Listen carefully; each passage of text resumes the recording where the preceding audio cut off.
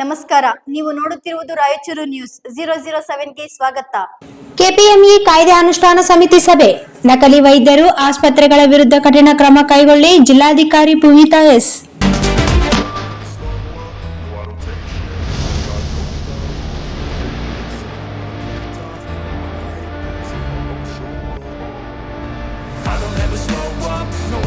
ಜಿಲ್ಲೆಯಲ್ಲಿ ಕೆಪಿಎಂಇ ಕಾಯ್ದೆಯಡಿ ನೋಂದಾಯಿಸದ ಅಥವಾ ನಿಯಮ ಉಲ್ಲಂಘಿಸಿ ಕಾರ್ಯನಿರ್ವಹಿಸುತ್ತಿರುವ ನಕಲಿ ವೈದ್ಯರು, ಆಸ್ಪತ್ರೆಗಳು ಮತ್ತು ವ್ಯಸನ ಮುಕ್ತಿ ಕೇಂದ್ರಗಳ ವಿರುದ್ಧ ಕಠಿಣ ಕ್ರಮ ಕೈಗೊಳ್ಳುವಂತೆ ಜಿಲ್ಲಾಧಿಕಾರಿಗಳಾದ ಪೂವಿತಾ ಎಸ್ ಅವರು ಸಂಬಂಧಿಸಿದ ಇಲಾಖೆಯ ಅಧಿಕಾರಿಗಳಿಗೆ ಸೂಚನೆ ನೀಡಿದರು. ಜುಲೈ 24ರ ಶುಕ್ರವಾರದಂದು ನಗರದ ನೂತನ ಜಿಲ್ಲಾಧಿಕಾರಿಗಳ ಕಚೇರಿಯ ಸಭಾಂಗಣದಲ್ಲಿ ಜಿಲ್ಲಾ ಕೆಪಿಎಂಇ ಕಾಯ್ದೆ ಅನುಷ್ಠಾನ ಹಾಗೂ ಪರಿಶೀಲನಾ ಸಮಿತಿ ಸಭೆಯ ಅಧ್ಯಕ್ಷತೆ ವಹಿಸಿ ಅವರು ಮಾತನಾಡಿದರು.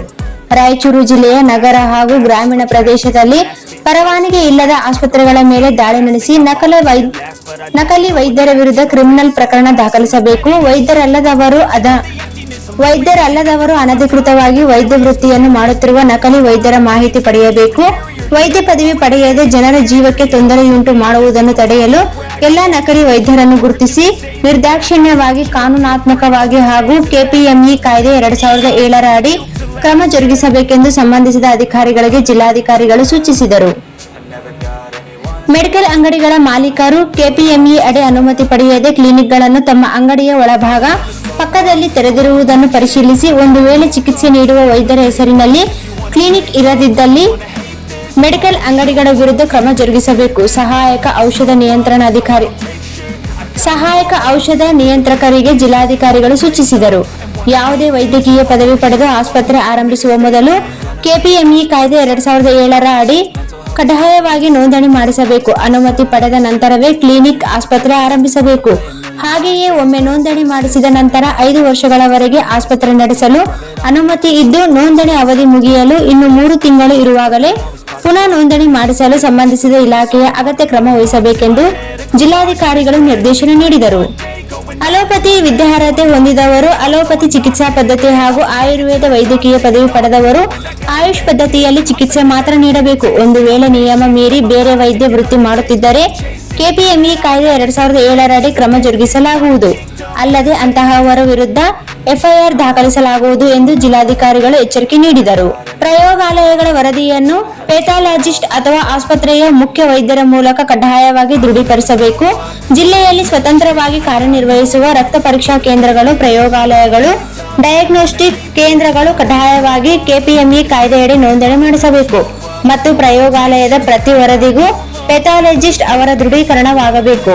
ಮತ್ತು ಆಸ್ಪತ್ರೆ, ನರ್ಸಿಂಗ್ ಹೋಂಗಳಲ್ಲಿ ರಕ್ತ ಪರೀಕ್ಷಾ ಕೇಂದ್ರಗಳು, ಪ್ರಯೋಗಾಲಯಗಳು, ಡಯಾಗ್ನೋಸ್ಟಿಕ್ಸ್ ಕೇಂದ್ರಗಳು ಇದ್ದಲ್ಲಿ ಪ್ರಯೋಗಾಲಯದ ಪ್ರತಿ ವರದಿಗೂ ಆಸ್ಪತ್ರೆಯ ಮುಖ್ಯ ವೈದ್ಯರು ದೃಢೀಕರಣ ಮಾಡಿರಬೇಕು. ಒಂದು ವೇಳೆ ನಿಯಮ ಮೀರಿದರೆ ಅಂತಹವರ ವಿರುದ್ಧ ಕೆಪಿಎಂಇ ಕಾಯ್ದೆಯಡಿ ನಿಯಮಾನುಸಾರ ಕ್ರಮ ಜರುಗಿಸಲಾಗುವುದು ಎಂದು ಜಿಲ್ಲಾಧಿಕಾರಿಗಳು ಹೇಳಿದರು.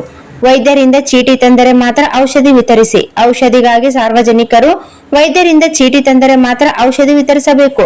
ಅದರಲ್ಲೂ ಗರ್ಭಪಾತ ಸಂಬಂಧಿಸಿದ ಔಷಧಿಗಳನ್ನು ಕೊಟ್ಟಿರುವುದು ಪರಿಶೀಲನೆ ವೇಳೆ ನಿಯಮ ಮೀರಿದ್ದು ಕಂಡುಬಂದರೆ ಅಂತಹವರ ವಿರುದ್ಧ ನಿಯಮಾನುಸಾರ ಕ್ರಮ ಜರುಗಿಸಲಾಗುವುದು.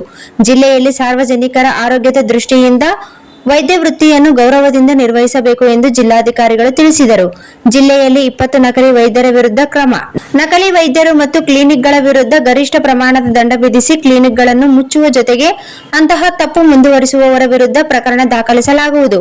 ಜಿಲ್ಲೆಯಲ್ಲಿ ಕಳೆದ 6 ತಿಂಗಳಿನಲ್ಲಿ 20 ಜನ ನಕಲಿ ವೈದ್ಯರ ವಿರುದ್ಧ ಕ್ರಮ ಕೈಗೊಂಡು ಅವರ ಕ್ಲಿನಿಕ್ಗಳನ್ನು ಮುಚ್ಚಿಸಲಾಗಿದೆ. 2,20,000 ದಂಡ ವಸೂಲು ಮಾಡಲಾಗಿದೆ ಎಂದು ಜಿಲ್ಲಾ ಆರೋಗ್ಯ ಮತ್ತು ಕುಟುಂಬ ಕಲ್ಯಾಣ ಅಧಿಕಾರಿ ಡಾಕ್ಟರ್ ನಂದಿತಾ ಎಂಎನ್ ಅವರು ಸಭೆಗೆ ಮಾಹಿತಿ ನೀಡಿದರು. ಇದೇ ಸಂದರ್ಭದಲ್ಲಿ ಜಿಲ್ಲಾ ಪಂಚಾಯತ್ ಮುಖ್ಯ ಯೋಜನಾಧಿಕಾರಿ ಡಾಕ್ಟರ್ ಟಿ ರೋಣಿ, ಜಿಲ್ಲಾ ಶಸ್ತ್ರಚಿಕಿತ್ಸಾ ಡಾಕ್ಟರ್ ವಿಜಯ್ ಶಂಕರ್, ಕುಟುಂಬ ಕಲ್ಯಾಣ ಕಾರ್ಯಕ್ರಮ ಅಧಿಕಾರಿ ಡಾಕ್ಟರ್ ಶಿವಕುಮಾರ್ ನಾರಾ, ಸಹಾಯಕ ಔಷಧಿ ನಿಯಂತ್ರಕರು ಸಚಿನ್, ಜಿಲ್ಲಾ ಆಯುಷ್ ಅಧಿಕಾರಿ ಡಾಕ್ಟರ್ ಶಂಕರ್ ಗೌಡ, ಐಎಂಎ ಅಧ್ಯಕ್ಷರಾದ doctor Shailesh Amrekhed, DSO doctor Ganesh K, DTO doctor Yashoda, DMO doctor Chandrashekharayya ಸೇರಿದಂತೆ ಜಿಲ್ಲೆಯ ವಿವಿಧ ತಾಲೂಕು ಆರೋಗ್ಯಾಧಿಕಾರಿಗಳು, ಸಾರ್ವಜನಿಕ ಆಸ್ಪತ್ರೆಯ ಮುಖ್ಯ ಆಡಳಿತ ವೈದ್ಯಾಧಿಕಾರಿಗಳು, ಇತರೆ ಅಧಿಕಾರಿಗಳು ಸಭೆಯಲ್ಲಿ ಇದ್ದರು.